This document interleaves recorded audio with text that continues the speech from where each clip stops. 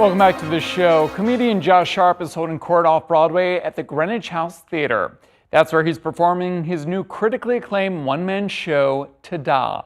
I recently caught up with Josh in the onstage studio to chat about his quirky and moving play. Ta-Da. For our folks watching who have not seen your show yet, explain what Ta-Da means. As a boy, I was really obsessed with magic and was a childhood magician. And even before I knew any tricks, my parents said I used to come in the room and go, ta-da! So, you know, gay. Yeah.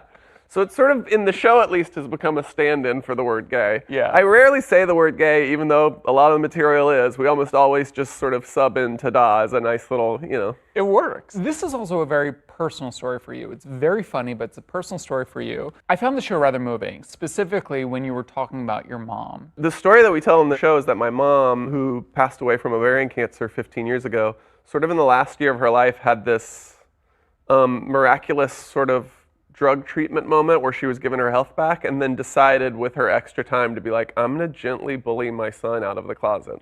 So the show sort of becomes about that, which is, you know, to me directly connected. Yeah. Only because of her doing that can I now do a half hour of dick jokes, you know? Ta-da! Ta-da! Your dad is a huge fan of yours, obviously. We get to see him rocking out to Adele. Yeah, he loves Adele. In this He's show. one of those Southern dads who's obsessed with Adele, which is such energy, you know? Like, that's a Southern dad you know you can trust. Truly. He's one of those dads who, like, likes to sort of be everybody else's dad, too. Yeah. You know, one of the ones who's like, can I give you a hug, buddy? Yeah. You know, so.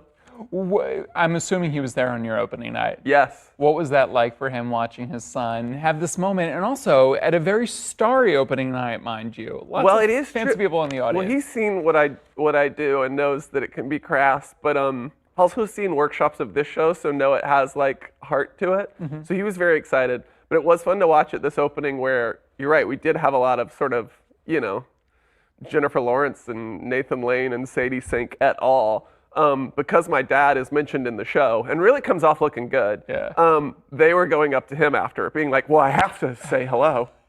So he had a great time.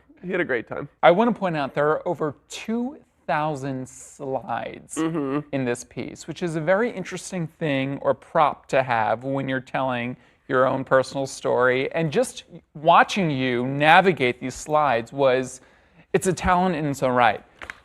Why slides and why using that for this show? Well, I do think if I were just saying this show into a microphone, it'd be good, but it'd be one of sort of those classic stand-up comedian does their one-man show downtown where it's like it's jokes and it's stories and there's narrative and there's theme, which are beautiful. I love those shows. But for me, I was sort of like, I want to dress it up with something else. Where did the idea of the slides come from? I started doing it in stand-up spaces where I would do a 10-minute set and try to get through like 400 slides while I did it. And then the joke was that I've memorized all these cues and they're tightly scripted to every word I'm saying.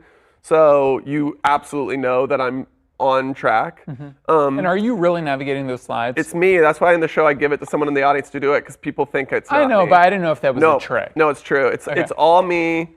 I've had to memorize, like, there's sort of a slide every 2.4 seconds. Yeah, which you explained. Yeah.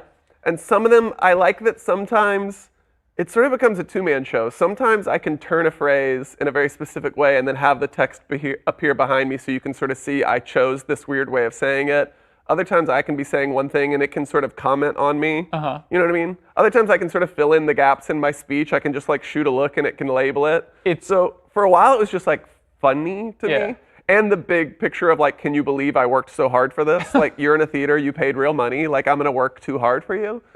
But then as a storytelling device, it sort of became interesting to Sam and I that we were like, it's fun. Well, it's also and different. It's funny how I think they call it second screen viewing, how much people have sort of trained themselves to like watch something on Netflix and look at their phone. Yeah. So it's almost an unfortunate thing we've trained our brains to do that we're trying to sort of like actively engage rather than passively engage, where it's like, what's it like when you're watching this performer and sort of also taking in this text at the same time? And you really can just sort of like absorb both. Yeah. It's obviously technology. Technology doesn't always work. But there have been moments where, you know, things just stopped and you're like, oh no. For a few previews, she was really laggy, but we figured that out. And one show, it just fully didn't work at the top. And so I just had to be like, well, y'all are going to have to wait a second because there's supposed to have been about 40 slides already in the last 8 seconds, you know? But so far we've been good. Good. Knock on upholstery. But I think I'm trying to really please the spirits in that space. Did you know Amelia Earhart lived in the Greenwich House and taught drama there? I did not know that. So I have a shrine to Amelia. So now, because she was a gal who went it alone, you know, and I feel the same way. And also, Google pictures of her, gorgeous-looking lesbian woman, presumably. So now I really have created an altar to her, and we've had no tech issues since. You can catch Josh and Tada at the Greenwich House Theatre, and it is a must-see. Thanks for watching our YouTube channel. For more premiere theater coverage and exclusive interviews, click the subscribe button. You can also download the Spectrum News app or watch us on TV for the latest information, balanced coverage, weather updates every 10 minutes, and more. We'll see you there.